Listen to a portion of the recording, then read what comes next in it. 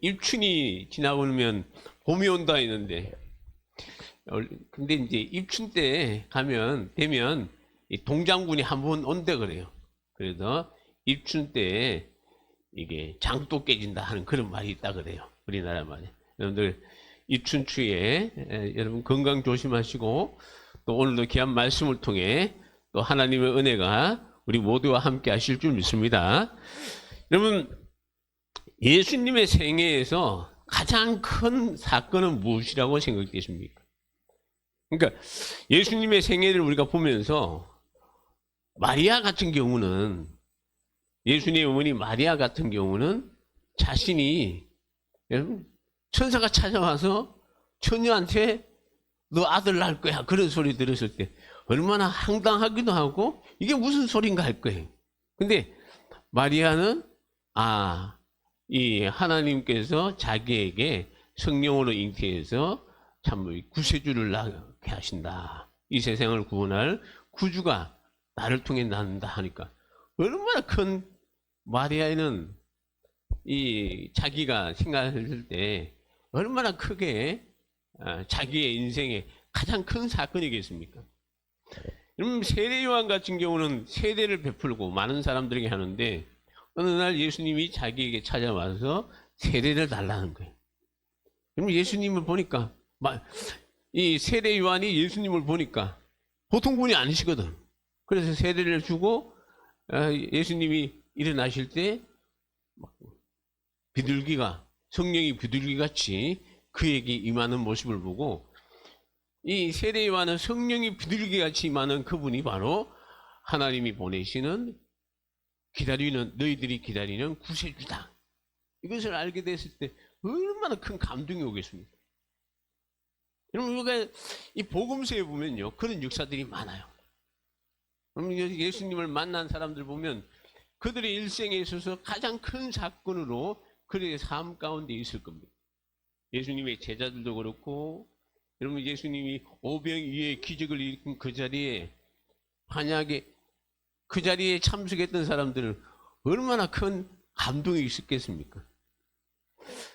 자, 오늘 우리가 이 사도행전을 보면요, 예수님이 이제 부활하시고, 이렇게 40일 동안 이 땅에 계실 동안에 있었던 사건들을 우리가 이 복음서에 보면, 마태나 마가나 누가나 요한에 보면 얼핏 이렇게 기록을 했습니다.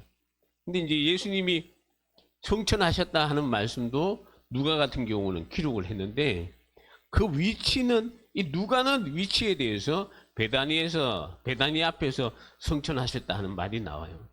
근데 이제 그 예수님이 성천하시기 전에 있었던 여러 가지 사건들이 이렇게 기록된 부분들을 보면 사도행전이 얼마나 귀한지를 우리에게 보여주는 말씀입니다. 여러분, 예수님의 그런 사역만 있었다 그러면 과연 그 이후에, 예수님의 이제 성천 이후에 과연 사건들은 어떤 일이 있었을까? 우리가 모르잖아요. 근데 그런 모르는 사건들을 오늘 이 누가라는 사람을 통해서 오늘 이 성경을 우리에게 보여주실 때, 예수님께서 성천하시고 교회가 이렇게 세워졌구나, 이것을 깨닫게 된다는 겁니다.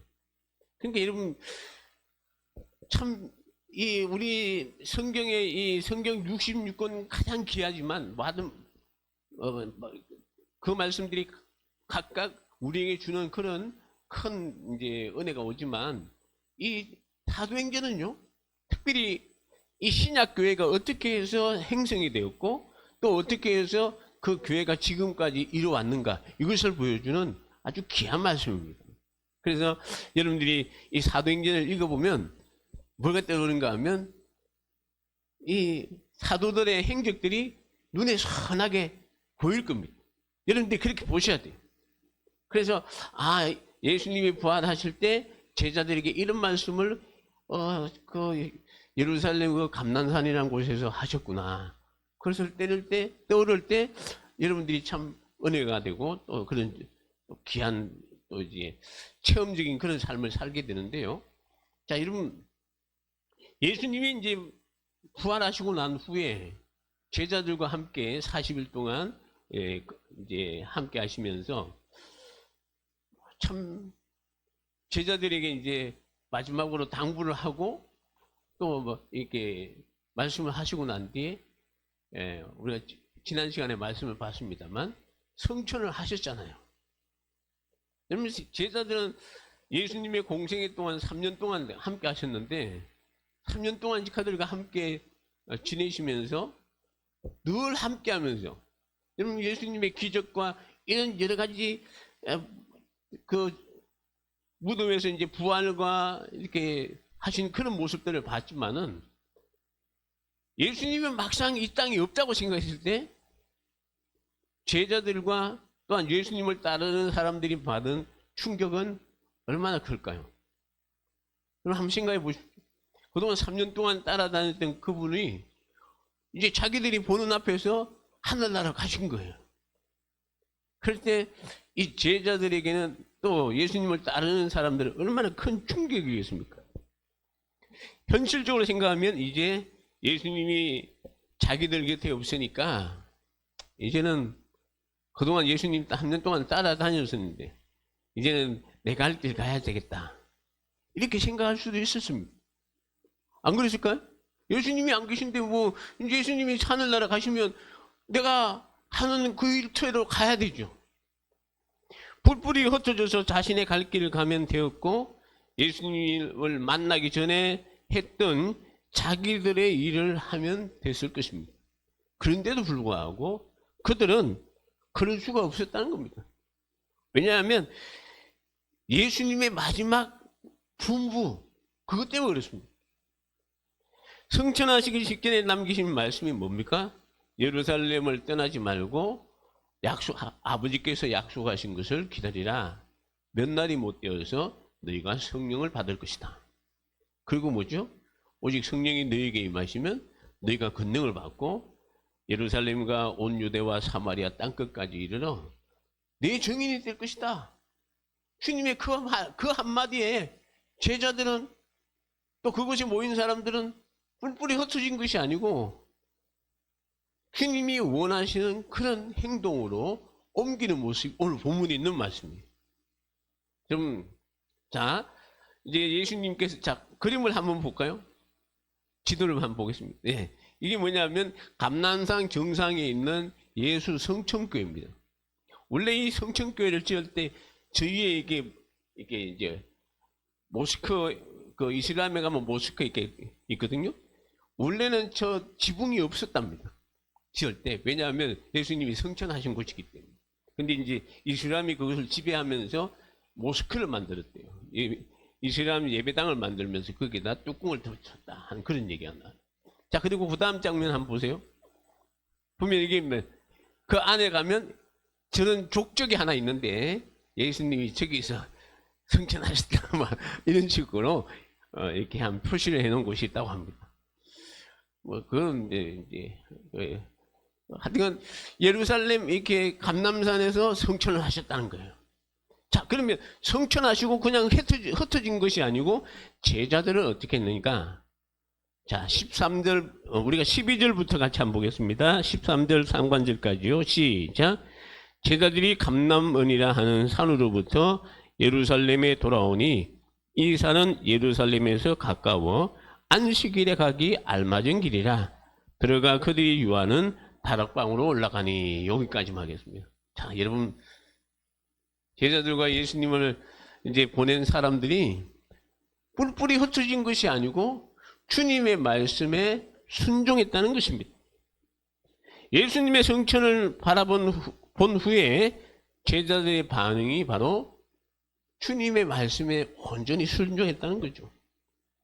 여기서 이 감람원이라 하는 산이란 말은 이 감람산, 이 예루살렘에서 동쪽으로 보면 조그마한 산이 있는데요. 그 산이 이 감람산이 해가지고 올리버, 감람나무가 올리버 나무를 의미합니다. 그래서 올리버가 많이 있는 곳이고 또 이 감람산은 또 뭐가 특징인가 하면 예수님께서 예루살렘에 오시면 이 감람산에 가서 기도를 하시던 그런 겟세마네 동산이 있는 곳이 바로 이 감람산입니다.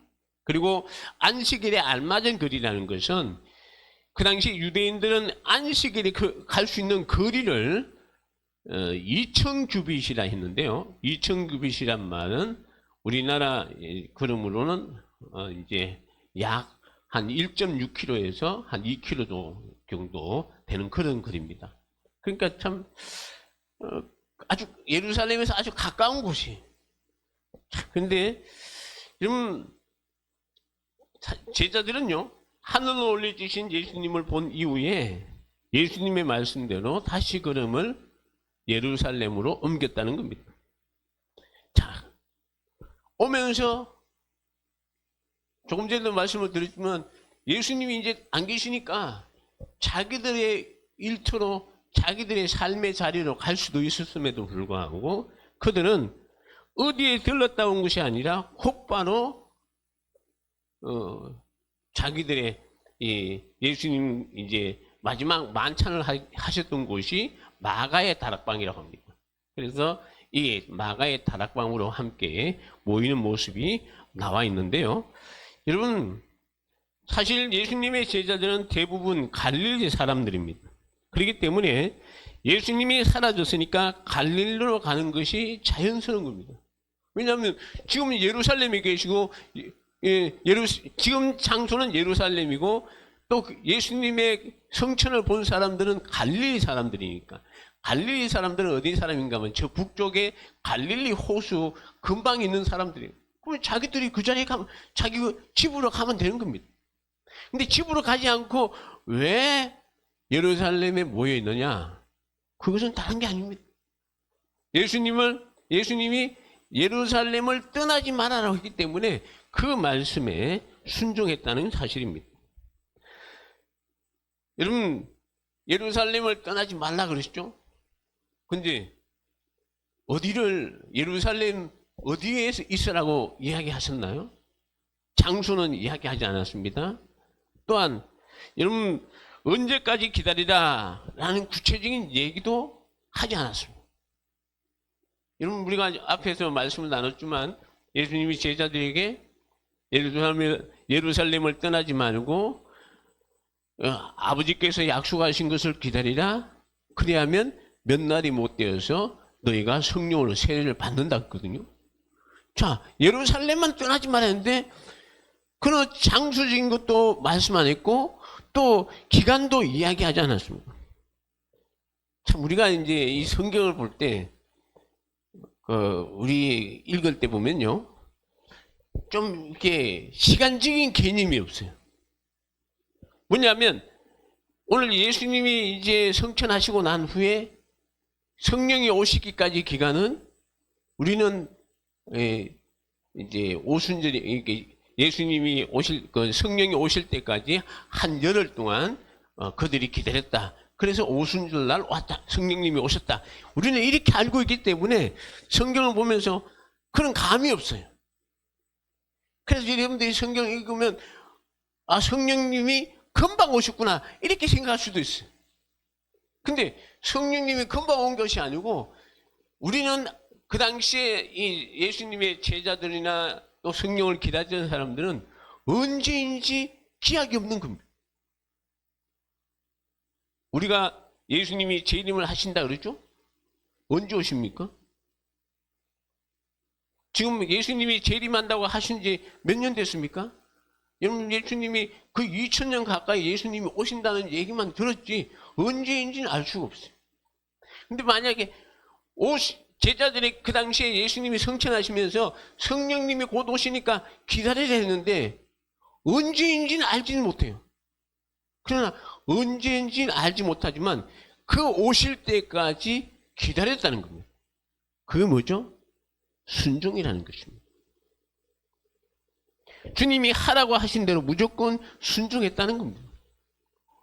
어디서요? 자기들이 모여있던 그 마가의 다락방에서 함께 모여서 그들은 주의 말씀에 순종했다는 거죠. 금망증이 심한 아버지가 있었습니다. 어느 날 이제 먼 도시로 이렇게 장사를 하러 가는데 어린 아들이 아빠 저도 따라가고 싶어요 해서 이 아들을 이제 그 장터로 이제 먼 장사하는 곳에 함께 마차를 타고 갔습니다.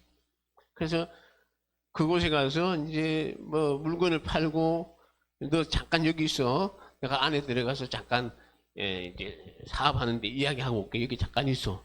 그러고 난 뒤에 이 아버지가 또 안에 가서 이제 그 장사하는 사람들하고 이야기하다가 나와서 아들을 챙기지 않고, 어린 아들을 챙기지 않고 마차 타고 그냥 가버린 거예요.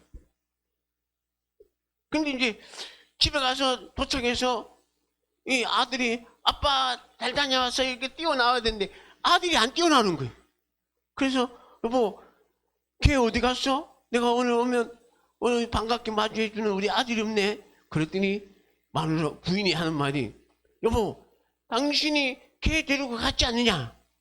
그런데 깜짝 놀래가지고 이 아버지가 벌써 그곳을 떠나온 지 이틀이나 됐는데 불이 나게 밤새도록 갔더니 그 아들이 아버지가 있으란 그곳에 그대로 서 있었다는 거예요. 그 동네 주민들이 그 애가 좀 어린 애가 이제 그 자리에 서 있는 것을 보고, 너 왜 이러니? 그랬더니 우리 아버지가 이곳에 기다리라고 해서 내가 지금 있는 겁니다. 그래 잠깐 여기에서 지금 밤도 늦고 추우니까 안에 들어가서 기다려. 그래도 아니요, 우리 아버지가 올 때까지 난 여기서 기다릴 겁니다. 그래서 애가 하루 이틀 동안 그 자리에서 떠나지 않고 기다렸다는 거예요. 여러분, 이 아이의 행동에서 순종이 뭡니까? 순종은 아버지가 서 있으라면 그 자리에 서 있는 것이 순종입니다. 1년이고 10년이고 기다리는 것이 순종이라는 것이죠. 그렇기 때문에 순종에는 더하고 빼기가 없습니다. 오늘 예수님이 제자들에게 또 주변 사람들에게 성령이 오시기까지 기다리라고 했으니까 그들은 예루살렘에 자기들의 그 처소에 가서 기다리는 겁니다. 성령이 오실 때까지. 우리 성도 여러분, 우리도 오순절에 나타났던 이 성령의 역사를 체험하고 싶다면 주님의 약속을 부여잡고 기다려야 됩니다. 여러분들이 우리도 순수한 마음으로 주님의 말씀에, 기록된 말씀에, 선포되는 말씀에 순종할 때 하나님의 역사는 일어난다는 사실입니다. 우리 성도 여러분, 제가 이 사도행전을 준비하면서 우리 교회가 이 성령의 이 놀라운 역사가 이 기회를 통해서 우리 모두에게 임하시기를 주님의 이름으로 축원합니다. 여러분 이렇게 기다리시다. 오늘 주님이 기다리라 그러잖아요. 성령 받아야지 우리가 세상에 나가서 주의 복음의 일꾼이 되고 또 그 일을 감당할 수 있는 능력을 우리에게 주신다고 했으니까 우리 함께 기다리고, 두 번째, 그냥 기다리면 안 돼.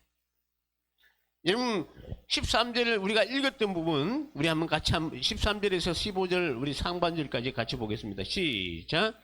들어가 그들이 유하는 다락방으로 올라가니 베드로, 요한, 야고보, 안드레와 빌리, 도마와 바돌로메, 마테와 및 알페의 아들 야고보, 헬로딘 시몬, 야고보의 아들 유다가. 여기는 예수님의 제자들 12명의 11명의 제자들, 유다는 죽었으니까 제자들의 이름이 기록되어 있고요. 자, 그 다음에 같이 또 봅니다. 시작. 다 거기서 여자들과 예수의 어머니 마리아와 예수의 아우들과 더불어 마음을 같이하여 오로지 기도에 힘쓰더라. 모인 무리의 수가 약 120명이나 되더라. 지금 예루살렘을 떠나지 말고 약속하신 성령을 기다리라는 말씀을 듣고 120명의 성도들이 마가의 다락방에 모였습니다. 물론 이 120명은 예수님의 부활을 본 모든 사람을 의미하는 것은 아닙니다. 이 고린도전서 15장에 보면요, 일시에 예수님의 부활을 본 사람들이 150여 명이나 되고, 바울이 하는 말이, 바울이 고린도를 쓸 그 당시에 그 한 태반이 많은 사람들이 살아 있었다. 부활의 주님을 본 사람들이 살아 있었다라고 간증한 적이 있습니다. 그러나 그러니 지금 모인 수는 이 부활을 목격한 모든 제자가 아닌 것을 알 수가 있습니다. 120명이 모였다는 거죠. 자, 이 120명의 사람들은 주님의 말씀을 그대로 순종한 사람들이었습니다. 모인 120명 중에는 베드로를 비롯한 예수님의 제자들도 있었고, 또 이 여자들이란 표현이 있죠. 이 여자들이란 말은 예수님을 지극히 따르던 그런 무리들이 있었습니다. 특히 누가는요, 그런 예수님을 따르던 무리들을 소개하면서 뭐라 했는가 하면 자기들이 가지고 있는 물질들을 팔아가지고, 여러분 예수님의 12제자들과 함께 사역을 할 때 어떻게 했을 것 같아요? 예수님이니까 야 먹을 거 보고 이 빵 한 쪼가리 가져와, 내가 이것으로 너희들 먹을 걸 줄게, 그렇게 하셨나요? 그렇게 한 것이 아니고 예수님을 따라다니던 그런 여자들이 있었습니다. 많은 여자들이 있었어요. 그 막달라 마리아를 비롯해서 요한나, 수산나 이런 여러 여인들이 있었는데, 그런 여인들이 자기들 것을 가지고 주님과 주님의 제자들을 공개 이렇게 도와줬다는 거죠. 그래서 여기 있는 여자들을 소개하고 있고요. 그리고 또 누구를 소개하고 있는가 하면 예수의 어머니 마리아와 그의 형제들. 그러니까 이름 예수님의 육신의 어머니 마리아와 또 육신의 형제들, 그들까지 있었다는 겁니다. 이것을 보면 그 천주교에서는요, 마리아를 이렇게 예수님을 놓고 난 뒤에 처녀의 몸을 계속 간직했었다. 그래 가지고 이 예수님이 이후에 이 그 동생들을 그 인정하지 않습니다. 그래서 성모라 해가지고 예수님의 어머니들 이렇게 아주 그 칭송하는데, 분명히 성경에는 예수님의 육신의 모친 마리아와 그의 형제들을 소개하고 있다는 것을 우리가 알 수가 있고요. 자, 여러분, 이들이 한 공간 안에 모여서 오늘 성경에 보면 14절에 보면 이렇게 이야기하죠. 더불어 마음을 같이하여. 한번 따라합시다. 더불어 마음을 같이하여. 시작. 더불어 마음을 같이하여. 120명의 성도들 모두가 더불어, 함께. 더불어란 말 함께라는 뜻 아닙니까? 이 120명 모두가 마음을 하나가 되었다는 그런 뜻입니다. 참 귀한 그런 표현을 할 수 있는데요. 여러분 2000년 전에는 그 당시 로마 시대 때는 사실은 여자나 어린아이 같은 경우는 사람, 이런 얘기 죄송합니다, 사람 취급을 안 했어요. 여인들은. 근데 성경에 보면 이 여자들의 이름을 명확하게 기록하고 함께 모였다는 겁니다. 여러분 우리나라가 이 최초의 교회가 선교사들이 세운 교회가 아니고요. 우리나라는 자생해서 우리나라에 있던 분들이 중국이나 이런 데 가서 복음을 듣고 와서 그분들이 우리나라에 들어와서 복음을 전파하는 그런 일들이 있었습니다. 그래서 이 최초의 교회가요, 1884년. 여러분 우리나라 최초의 선교사가 1884년이거든요. 4월 5일에 이제 그 언더우드하고 그런 아펜젤레 선교사님 오신 게 있는데요. 여러분 이게 보면 이 선교사가 들어오기 전인 1883년 5월 16일에 서상윤 서경조 형제가 항해도 장년군 대구면 솔레에 세운 소래교회가 최초의 교회입니다. 북한에 있기 때문에 그 교회가 이미 다 이제 파손됐기 때문에 우리 그 모교인 양지에 가면 총신신학대학원이 있습니다. 양지에. 거기에 가면 이 소래교회를 복원시키는 것이 있어요. 근데 그 들어가면 기역자 교회입니다. 기역자로 돼 있어요.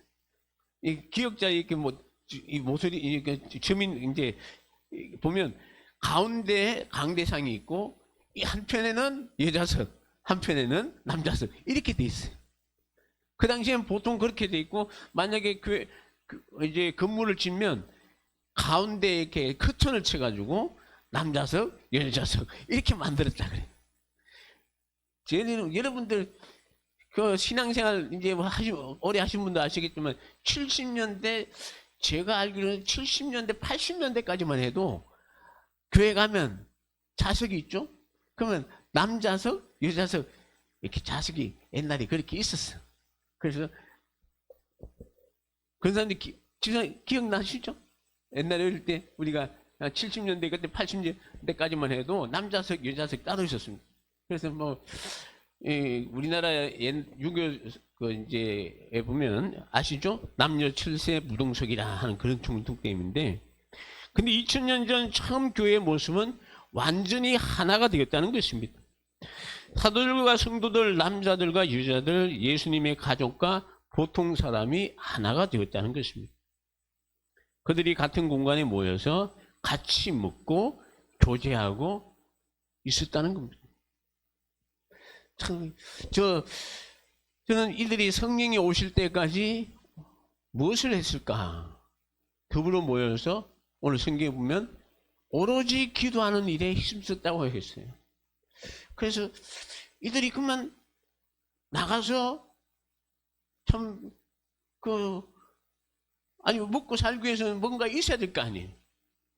근데 이 120명이 한 자리에 모여서 그것을 대접하고 했다는 게 마가의 집에 그 어머니가 그 가족들이 했다는 게 생각해 봤을 때 참 그 집을 제공한 사람도 큰 일을 했구나. 그 생각을 해봤습니다. 여러분, 이들이 오로지 기도에 힘썼다라고 성경을 이야기하고 있거든요. 모여서 뭘 했을까요? 그랬을 것 같아요. 하나님, 예수님께서 우리에게 성령을 보내주신다고 하셨는데 그 성령님 오시옵소서. 따라합시다. 성령님 오시옵소서. 시작. 성령님 오시옵소서. 그랬을 것 같아요. 성령이 오시옵소서. 그렇게 그들은 오실 때까지, 언제까지 기도했느냐? 오실 때까지 성령이 오시옵소서라고 기도했다는 겁니다. 우리는 참 성경에 보면 예수님께서 중언부언 기도하지 마라 그랬죠. 중언부언이란 말은 했던 말 또 하고 했던 말 또 하고 그런 뜻이 아니고 아무 의미 없이 주문을 외우듯이 기도하지 마라 그런 뜻이에요. 여러분, 그 남의 호랑이 개군가 뭐 그거 있죠. 걔들은 꼭 그것만 해. 남매 해롱 뭐 그것만 계속 외우는 암송을 하는 거예요. 그러면 자기들이 마음이 편하고 자기들이 하는 게 이루어진대. 여러분, 우리가 기도할 때 우리는 그렇게 하지 않잖아요. 내 앞에 내 기도를 들으시는 그 하나님께, 그 하나님이 누구십니까? 아버지께 나의 모든 것을 내어놓고 기도하고, 여러분 그 기도할 때 그것이 이루어질 때까지 계속해서 기도해야 된다 하는 그런 얘기예요. 우리는 보통 그러지, 아니 뭐 한 번 기도했으면 됐지 뭐 다 들어주시는 거 아니에요. 여러분, 오늘 여기 있는 제자들과 여기 있는 무리들이 120명의 성도들이 뭘 했다고요? 오로지 기도. 무슨 기도? 성령이 오실 때까지, 성령이 자기들에게 임하실 그날까지 기도했다는 겁니다. 근데 그날이 언제입니까? 몰라요. 우리는 열흘이라는 시간을 알지만 오실 때까지 쉬지 않고 끊임없이 정말로 주님의 약속을 믿고 기도할 때 역사가 일어난다는 사실이에요. 우리 성도 여러분, 우리 한번 그런 은혜를 우리가 받아야 되지 않겠습니까? 여러분들이 그런 은혜를 받아야지, 그런 아니 목사님 뭐 내가 예수 믿고 그냥 천국 가는 걸로 끝날랍니다 내 인생. 얼마나 어리석은 인생입니까? 여러분들이 예수 믿고 내가 천국 가면 됐지 그냥 뭐 살아갈랍니다. 그렇다고 해서 여러분들의 삶 속에 진짜 주님이 주신 참된 기쁨을 누릴 수 있나요? 누릴 수가 없습니다. 우리가 은혜를 사모하고 구하고 찾을 때 하나님께서 우리에게 구하는 자에게 주시고 여러분 찾는 자에게 주신다고 약속하지 않습니까? 좋은 것을 주신다 하셨고 예수님은 성령을 우리에게 주신다고 약속하지 않았습니까? 오늘 우리가 이 말씀을 함께 우리가 한번 생각해 보면서 그래 하나님, 우리 대흥교회도 이런 성령의 은혜를 허락해 주십시오. 정말로 불같은 또 성령의 놀라운 그런 역사가 일어나기 위해서는 어느 한 사람만 계속 기도해. 목사 한 사람? 장로님 혼자? 아니에요. 우리 모두가 한마음 한뜻 되어서 기도할 때 그 역사는 일어난다는 사실입니다. 오늘 보십시오. 더불어 모여서 마음을 같이 해서 함께 기도했다는 사실이죠. 여러분, 우리 칼뱅, 이 장로교 창시자 칼빈은요, 마가 다락방의 기도를 일컬어서 대표적인 기도 시간이었고 아주 끈질긴 기도다, 이렇게 이야기했습니다. 진짜 기도다운 기도는 더불어 마음을 같이하여 오로지 기도에 힘쓰는 것이다 라고 이야기했습니다. 우리 성도 여러분, 신앙생활 하면서 여러분들이 개인적으로 하나님 앞에 나가서 기도하는 거 중요합니다. 그거 중요하지 않다는 게 아니에요. 그러나 신앙생활을 우리가 혼자 하는 게 아니잖아요. 요즘 유튜브들 보면 별 희한한 목소리 내는 사람들이 많아요. 어떻게 이야기하는지 아십니까? 우리가 예수를 믿으니까 우리는 교회니까 하나님 앞에 혼자 자기 혼자 예배드리고 기도하고 하면 된다 그래요. 개인적으로는 할 수 있습니다. 근데 하나님께서 교회를 세우신 이유가 뭘까요? 예수 믿는 사람들이 함께 모여서, 여러분, 모여서 합심해서 함께 신앙생활하고 공동체를 이루어가라고 우리에게 교회를 세워주신 것이지, 여러분들 내가 예수 믿으니까 뭐 교회 올 필요 뭐 있습니까? 나 혼자 하나님 앞에 기도하고 예배드리고 그러면 되죠. 그래서 오늘날 잘못하면 무교회주의, 교회가 필요 없다 하는 그런 부류들이 많아요. 여러분, 우리는 예수님이 세우신 교회에 우리 모두가 붙어있는 지체라는 사실을 꼭 기억하시기 바랍니다. 우린 지체예요. 그럼 지체는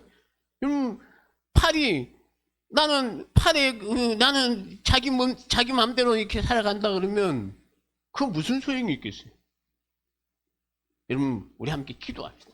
여러분들이 함께 마음을 모아가지고 함께 우리가 기도할 때, 여러분, 주님이 약속하신 그때가 되면 성령께서 우리에게 감동을 허락해 주실 줄 믿습니다. 큰 은혜를 주실 줄 믿습니다.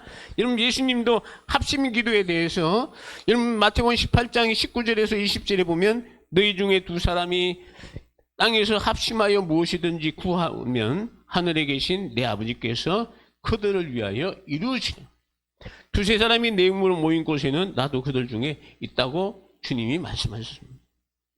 우리 성도 여러분, 두 사람이, 한 사람도 중요하지만 더 중요한 건 두 사람이 합심해서 기도하는, 더 중요한 건 온 교회가 한마음 한뜻 되어서 하나의 목표를 놓고 기도할 때 성령의 놀라운 역사는 일어난다는 사실입니다.